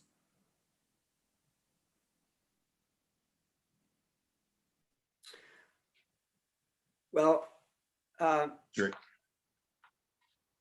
Senator and Mr. Chairman and Mr. Chairman, if there aren't any other questions or follow up on that, I'm delighted to go to the 4th of the 5 questions that we were asked to comment on. Yep, please just proceed through and we'll. Okay, this one, it involves the Conowingo Dam. There are several components to that, and you have heard me before talk about the holistic strategy we have for the Conowingo, because it's so important, because about 50% of the freshwater flows to the Chesapeake Bay goes through the Susquehanna, this vast 27,000 square watershed, and the sediment and nutrient pollution attached to the sediment over the last 80 plus years have built up and are no longer effectively being trapped behind the Conowingo. And so it's not just the trash and debris that can flow through and threaten the river and the bay. It's the increasing, continuing amounts of nutrient and sediment pollution. We've got to deal with this problem. And so it's been a priority for us to deal with the problem and to increase the resiliency of the river and the bay. So what we did on the first thing you're asking is the status of the FERC relicensing. Our state, particularly the Department of the Environment, used to the maximum extent our Clean Water Act regulatory and enforcement tools. We issued a bold cleanup strategy for the owner of the Exelon Conowingo Dam, so that it would be included into the FERC license that was being considered for the relicensing, the 50-year relicensing. Exelon sued us, the state, and MDE, because they would not accept those conditions. We negotiated with them. The federal legal landscape changed, and we made the decision that we needed to get a strong agreement, a strong settlement with Exelon before the federal courts would deem that we had waived our right to include those state-based clean water protections into the license. And so we did that. That was the settlement. The settlement has been controversial. There have been legislators and other groups who felt it didn't go far enough and do as much as it should have. But that settlement was filed with FERC. no one foresaw that there would be a 15-month delay, that FERC wouldn't make a decision on the settlement and the licensing for the Conowingo Dam. So we, the state of Maryland and MDE in particular, are very frustrated. We're as frustrated as some of the legislators and others are who say this Conowingo settlement isn't working. So we are going to push as much as we can for a decision. We deserve to know whether FERC will or will not accept the settlement and incorporate it into a license. And we intend to follow up on that front as soon as possible. And FERC does have a new chair as of January. And so we're hopeful that we can make a difference on that front. But I can't begin to predict when they will make a decision. What I can say, though, is that the settlement, we look forward to working with you and providing information to you as you continue to weigh whether or not the settlement is good for the river or the bay. The other component that you were asking, we believe it's very much a positive step forward. The other component you're asking about is the Conowingo WIP, which is the WIP, the Watershed Implementation Plan. It's the multi-state strategy that, after a lot of painstaking collaboration among all the states and the federal government, we agreed to put out a draft strategy to put increasing attention and metrics and focus on upstream pollution to help reduce the downstream pollution from the dam itself and to track the progress on that front. An added strategy that had never been contemplated before. As part of that strategy, we agreed we need an innovative financing component. The innovative financing component is out for public comment and review. We certainly hope to complete it. And when I say we, I mean Maryland, Pennsylvania, Virginia, Delaware, New York, West Virginia, the District of Columbia, and the federal government before the end of the year. We have got to do a better job, though, of incorporating public-private partnerships into that so that the funding responsibilities don't fall solely on the shoulders of the states and the jurisdictions involved. So that's one of the comments we're hearing back, and we're absolutely supportive of more public-private partnerships. And I would say to you that we anticipate Exelon dollars from the settlement being used to help meet obligations under that new Conowingo WIP. It's a very important component. Then the last aspect is simply, what about the dredging and the beneficial reuse pilot studies? I would tell you that we are analyzing the core samples from the dredge material, from the material that's behind the dam. We hope to release the results of that analysis for the cleanliness, the toxicity of the sediment, because that will help drive the market for beneficial reuse and help us as a state figure out what can we do with that material and create a real market for this beneficial reuse, whether it's shoring up the land or creating lightweight aggregate or some other type of material. So we do plan to share with you and the public our results of that early analysis. We're working with MES as well, and we'll be taking more core samples of the dredge site area in the coming days. And then, Mr. Chairman, that's basically the comments on the Conowingo, the various aspects of the Conowingo. The last thing I wanted to touch on was the recommended action let me also say the other component of that was to comment on the EPA litigation. What is the status of that?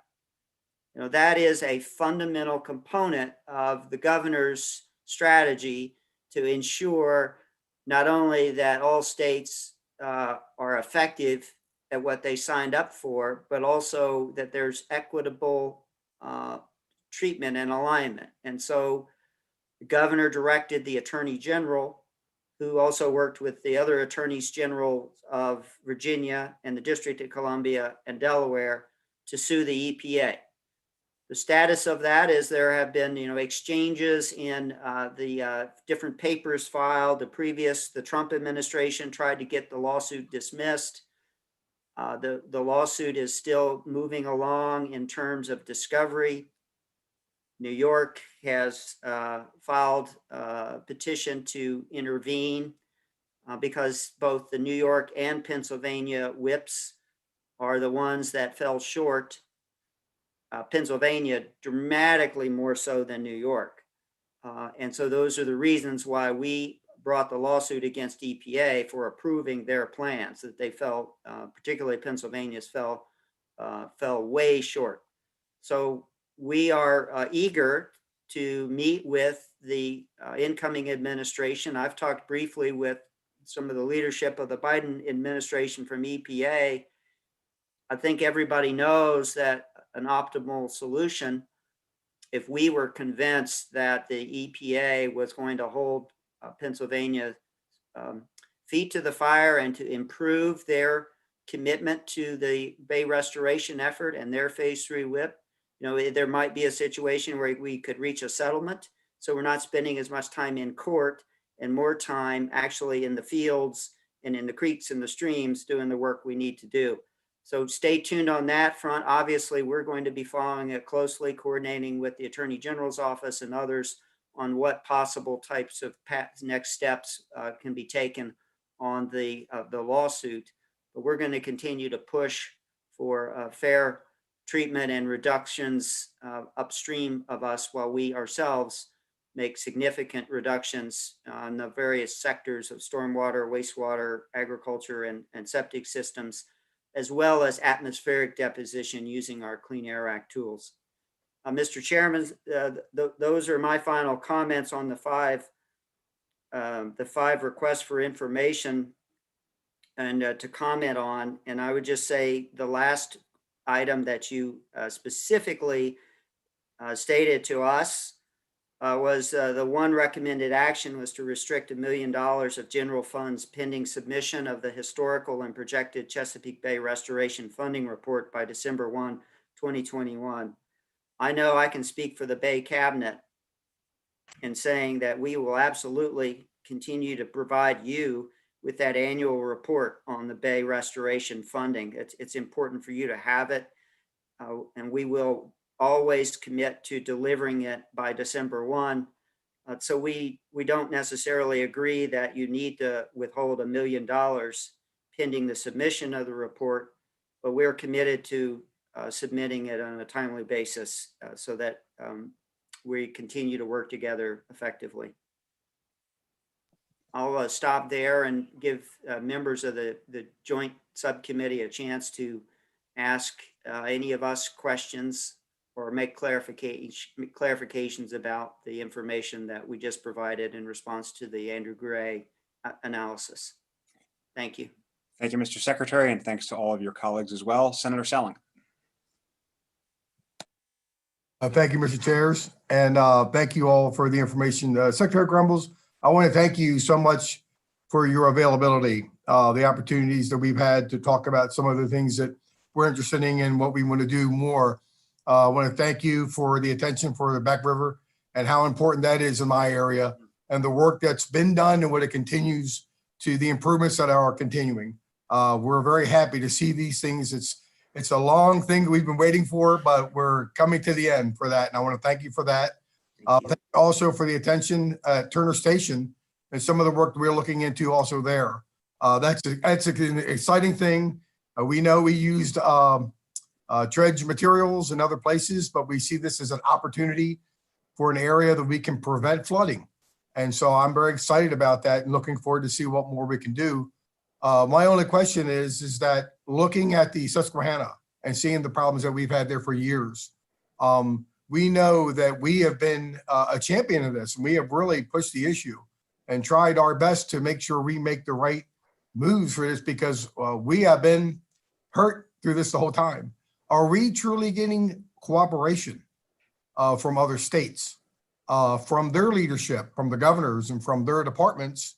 And how much more is the federal government going to help us out also? Thank you very much. And I want to thank all the secretaries at the same time. Thank you. Yeah, and I know that DNR and MDOT have been involved in the Turner Station, the beneficial reuse of dredge material for the benefit of the community. It's a great example of sustainable materials management and reuse.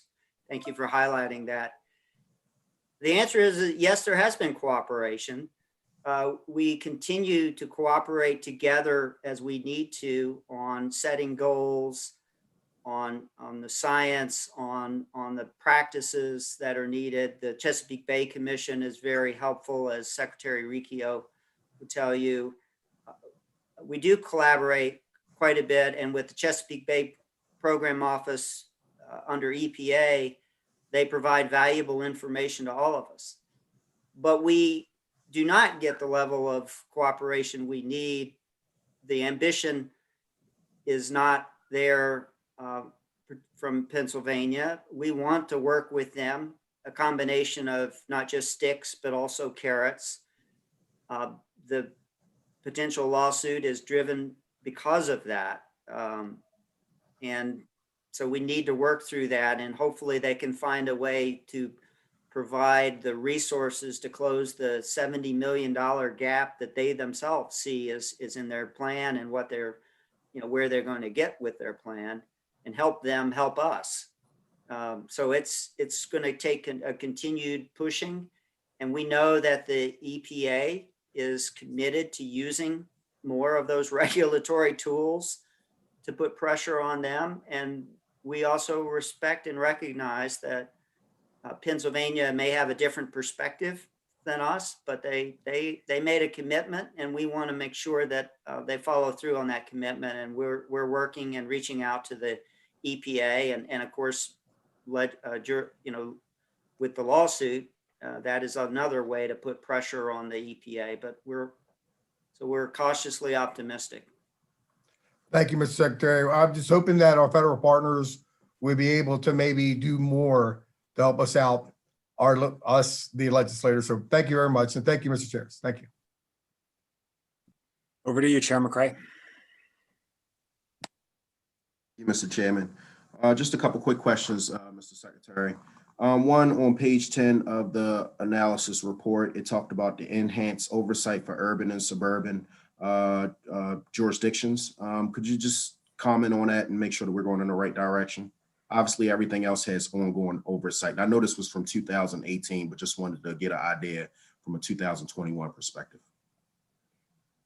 Well, urban and suburban jurisdictions, where a lot of the people are, a lot of the cars and the traffic are, can mean increased loadings of pollution, nutrient sediment pollution. So we're committed to continuing regulatory tools and oversight. I would say our stormwater program, particularly for the municipal separate storm sewer systems, we're right in the midst of making some important decisions to scale up those permits, hopefully in the next few months through the regulatory process. We have just put, for the colleagues who are from Prince George's County, we just put on our website out for 30-day public comment period the results of an enforcement action we took against Prince George's County because it had failed to meet its stormwater permitting requirements. It fell something short of 4,000 acres from meeting its permitting requirements. We have a tentative proposed consent decree where Prince George's would agree to a penalty and corrective actions, and also to a new schedule, and as well as a commitment that we have for them for a new stormwater permit. We're going to be using our regulatory and oversight tools to ensure that urban and suburban communities do their fair share, green infrastructure and reducing sewer overflows. So I thank you for highlighting that. But we also need, as we did with Prince George's County, have to work with them, recognizing that affordability and funding always come into play, as with every sector. And so we need to look for ways to balance that and work with them, but ensure that if the permits are not met and the environmental laws are violated, there need to be penalties and supplemental environmental projects as a result, to send a strong deterrence message to others. Thank you. When I look at page 15, I know you're not the MDOT secretary, so I won't act like you're the MDOT secretary, but you I may won't either. answer this. I see that from 2021, fiscal year 2021, fiscal year 2022, there's a significant decrease in reference to the contribution by MDOT. And then I see it is backloaded back in 2026. Just get a better perspective of why we weren't adequately making sure that it's done on the front end versus the back end from these fiscal years. And you don't have to comment. I could reach out to Secretary Slater if you don't. Well, I would encourage you to do that. He and I were just talking this morning about his strong commitment to get even farther on the environment and climate and runoff for the Bay, and we're working together closely. But I would appreciate that, Mr. Chairman. Yep. And my last question, I know you're not the Secretary of MDOT, but my line of questioning still continues that direction. I asked the analyst in reference to why wasn't MDOT within the monies that's being withheld as an agency, along with the other 4 or 5 agencies around the reporting requirements. Secretary Grumble, I know you're not the Secretary of MDOT, but I will let you know why I asked from that line of questioning. I'm not sure of the projects in reference to the 6-year capital budget, what's going to the WIP. So that's not much clear. I think that I also have some questioning around why isn't it being front funded adequately versus the back end of it. And because of that line of questioning, I guess my question for you is, are you opposed to us adding MDOT into this equation? Because I do think that they play such a large role in reference to the Chesapeake Bay in this cleanup. Mr. Chairman, I have no position on whether their budget, their funds should be withheld from them or any of the other departments for purposes of a late submission of our report. I will, though, simply say that they are an active and participating member of our Bay Cabinet, and they have a tremendous role to play, not just in dredge material, but in runoff and trees and resiliency, and they're very engaged and they're proud of that. And we are too.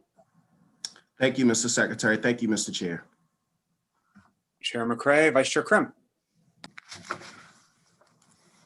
Thank you, Mr. Chairman, and Mr. Secretary. You always do such a good job, so really appreciate your coming here and for all your years of service in Maryland. It's really been a special time for you, for the environmental community, for you to be the secretary. So I do ask something of Secretary Bartenfelder and the farmers. So when we go over all those figures related to reduction of ENR through the wastewater treatment plants, all that's been funded by a fee or by government in some way. Farmers don't have that. They're not a government. They're a small business. So what are we going to do to help farmers, or what's the plan? Because I mean, when you look at these charts, it's very apparent that the farming community is going to have to do more. Although, like I said before, they have done some things earlier, but they're going to have to do more. So what's the plan? Do you have a plan, or does the farming community have a plan? Thank you. Yeah, and I'm going to say a couple words, well, a little bit, and turn to Joe and others. But yes, we do have a plan. We also recognize one of the proudest moments I had as a member of the Governor's Bay Cabinet when we were putting together the Phase 3 WIP to commit to do more than we believed we were going to have to commit to meet the 2025 goal. It turned out we had 1 million pounds more of nutrient reductions to do. That meant we knew the agriculture was going to need to step up and do even more. And they agreed to that. And so now we have a plan that uses a combination of water quality trading and cost-effective strategies to leverage funds better. And also, as the governor and the Bay Cabinet and our Chesapeake Bay program, PSC, the Principal Staff Committee, have shown, stepping up with increased funding requests of with our congressional colleagues, not just for more EPA funding, but for USDA funding and other types of programs that get out more assistance for agriculture, because that is one of the keys. Not just using the regulatory tools we have at MDE, which are important, but also using more of the funding conservation practices that USDA and EPA and MDA are looking at. So we have a plan, but that doesn't mean we're going to be successful. We have to continue to step up and build the partnerships, which is why I think the Comprehensive Conservation Finance Act, the Clean Water Commerce Act, which is undergoing review, Senator Gazzoni and Delegate Stein have developed a bill that would include agriculture in that program. We think that could leverage more funding and actually help farmers get additional income when they're implementing approved best management practices. Joe? Thanks, Ben. Just to follow up a little bit on what you said, and in fact, one of the important parts is just about a week or two ago, Hans and his team held an outreach meeting with farmers who could possibly receive poultry manure. That was very successful. We're looking at ways to get it transported to the Western Shore, where it's in areas that are in great need of it, and also get the equipment there so that they have spreaders available to be able to use it. But one of the most important tools that would be provided to farmers was something that all of you played a major part in last year. And that was during the budget process, approving, and I'm going to let Hans get into it a little bit more, but approving about 50 positions for plan writers to help and solidify those positions that are going to be able to work with farmers to be able to reach those goals. And we're in that hiring process right now to bring them on. Hans, maybe you could explain a little bit more about exactly where we are and how important those positions are and were. Sure. So thank you. So right now we've already gone through one recruitment. We're offering right now, we have made about 24 offers to individuals to fill those positions. 6 have already accepted. So we're waiting for responses back to those individuals. We've already started a second recruitment, and actually the deadline is tomorrow. So we will rapidly go through that, go through the interview process. And our goal is by May 1st to have all those positions filled. I would just like to also just comment and piggyback off of what Secretary Grumble said as far as that WIP plan. When the Department of Agriculture sat down with each of the counties and each of the ag groups, we made the statement to the ag community, based off the landscape, what other additional best management practices can you incorporate or you implement into your farm if the resources are there? So the WIP plan that agriculture put together is really a plan that the farmers put together. All we did was facilitate that. And as Secretary Bardenfelder just mentioned, thanks to you all in improving these additional staff positions for the soil conservation districts, they are our frontline folks that meet directly face-to-face with the farmers to address resource concerns. The department has also taken upon themselves to start we have a buffer pilot program right now that actually the end of this week would be the deadline for farmers on the Eastern Shore, in addition to some targeted watersheds on the Western Shore to put buffers in place on those farms. And we took a lot of that input from those WIP meetings to incorporate and to develop this WIP plan.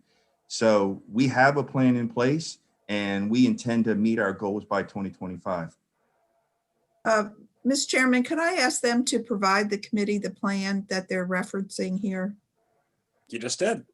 Thank you. Delegate Beitzel.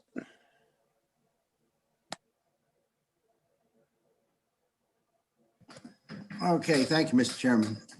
I have a question for Secretary Grumbles.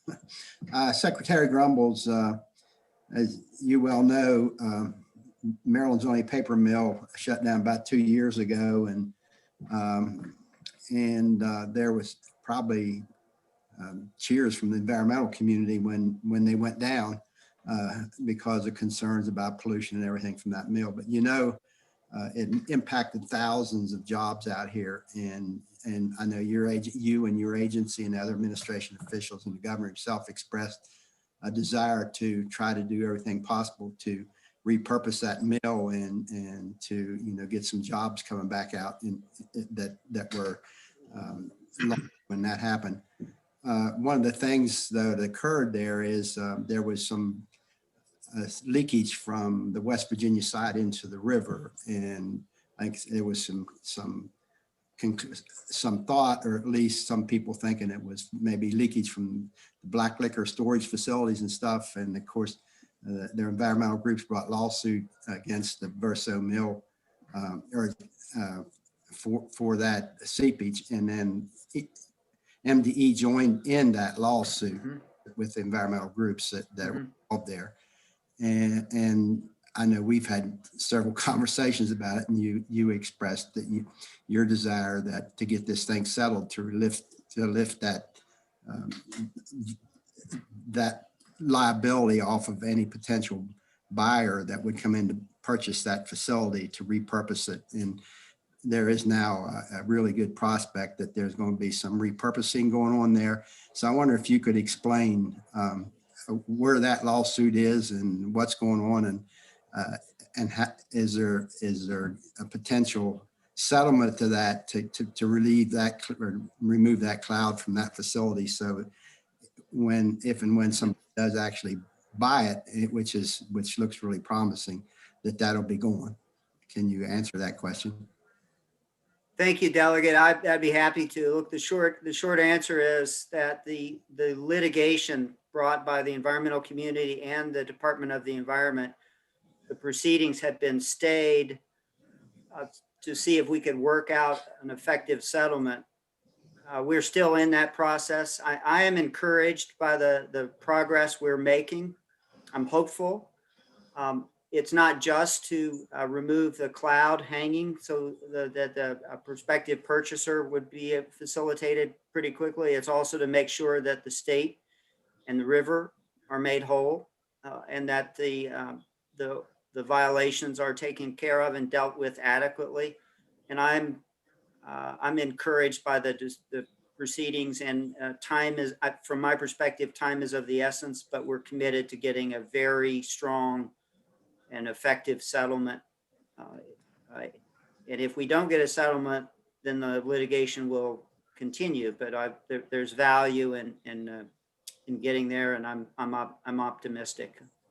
All right, thank you, Mr. Secretary. And Mr. Chairman, may I follow up with additional question to Secretary Bartenfelder? First. Secretary Bartenfelder, looking at the report in what we've been presented with here today, the agricultural community faces some real challenges in meeting their nutrient reduction goals and stuff. But one thing that's going on, and obviously, in the environmental community and the whole Chesapeake Bay, the concerns and cleanup and to maintain, improve the environmental quality of it. It appears that the agricultural community is really going to have to step up and come forward and take additional steps in order to meet additional goals. But one of the things that is occurring, and one of the things that's obviously beneficial, is that we're committed in Maryland to go to renewable energy resources, and we're committed to go. We're going in the trend of electric cars and that sort of thing to reduce pollution, air pollution, and other things. But one of the agricultural community, that's one of the things that's happened, you're well aware, is they're putting more and more solar farms on these agricultural lands, and it's putting pressure on the farming community. And I'm sure there's concerns on that. We've heard colleagues that have concerns on the Eastern Shore that they're taking prime agricultural land and turning it into solar fields. Would you want to comment on that to what's happening in Department of Agriculture to kind of balance these concerns? Well, I think it's a concern throughout the ag community because of the amount of rent that's being paid, for to rent fields for solar power. However, it's a goal that we have to try to meet as far as our green energy needs. And right now there have been both solar, I guess you would call it, farms that have been approved. And I know of some that, didn't move forward because of concerns with them. So it's always a balance. And, I think that will be continued to be an area of discussion, not only now, but for the next few years. All right. Thank you, Mr. Chairman. Delegate Beitzel, Delegate Metzger. Yes, thank you. Thank you so much. Secretary Grumbles, I appreciate what you've talked about the Patapsco and the Back River area, the waterways. We have a group of people called Maryland Waterways. I'm not sure if you've heard about them, but they were affiliate of Back River Restoration. Lots of volunteers come out and clean up that area, and particularly the Cox's Point area. I remember as a child, you could swim at Cox's Point, and when you said the water is getting cleaner, somebody used to tell me that the water was cleaner in Back River now than it was in the Severn River. Is that pretty close to being clear? Oh, I will get back to you on that front, okay? Because I want to make sure that Lee Curry, our water quality experts, and DNR, Jeannie's team, weigh in on that question. What I'm looking at is we have a Cox's Point State Park there. Mm-hmm. A great park. And years ago, in fact, it used to be where the Governor's Regatta, hydroplane racing. And I want to bring the racing back, but I want to bring the swimming and all that back together. So I'd like to work with you on that as well. And Mr. Chair, thank you for that. And Mr. Chair, if you don't mind, I'd like to address one question to Mr. Bartenfelder, if you wouldn't mind. Please do. Okay. Mr. Bartenfelder, we have got an area that I'm looking at that you would be familiar with, the Lowenstein farm off of Back River Neck Road. Would you not remember that area? Well, I know the general area. I don't know exactly which place Right. it is. Yeah. There is an opportunity for us and a businessman is interested in figuring out a way to purchase that property, and maybe at a dilution there can put 18 acres of solar panels, and he could do a grid of over 250 homes in that area. And I think it would be a win-win for the state, for the county, and for the residential. So if you wouldn't mind, I'm going to have my staff reach out. I want to put together a field trip, if you wouldn't mind, to look at this and get your opinions. Okay, I think we ought to include Secretary McCord in that too. Absolutely, absolutely. We'll bring it together. We'll work with your office and go from there. Thank you. Okay. Thank you, Mr. Chair. Great. Thank you, Delegate Metzger. And just a Went out reminder, about a couple of times. all my colleagues, we'll have each of these secretaries before us to discuss their own departments and agencies' budgets as well. So you'll have plenty of time to talk about all of these issues. I do not see any other questions. Are there any other questions for the panel? Okay, well, thank you. We had about a third of the governor's cabinet occupied for an hour and a half, so we appreciate your time and indulgence. We'll let you get back to running the state. Colleagues, I think this joint subcommittee meets again on Thursday. Senator McCray, I don't know if you have anything to note on the way out. Thank you, Mr. Chair. I just wanted to say just thank you to each and every agency head for their service to the state of Maryland, and just on behalf of all the senators for PSTE. We're very much in honor of this respective committee that was held today. I also just wanted to lift up Chairman Corman. Just thank you for your time. But the analysts, Andrew Gray and Tanya Zimmerman, for your thorough reports in reference to the work that you do. It is much appreciated. Thank you. Thank you, Mr. Chair. All right, thanks, Chair McCray. Ditto to everything you just said, and appreciate everyone's time. And we'll see you all at subsequent meetings. Thank you. Thank you.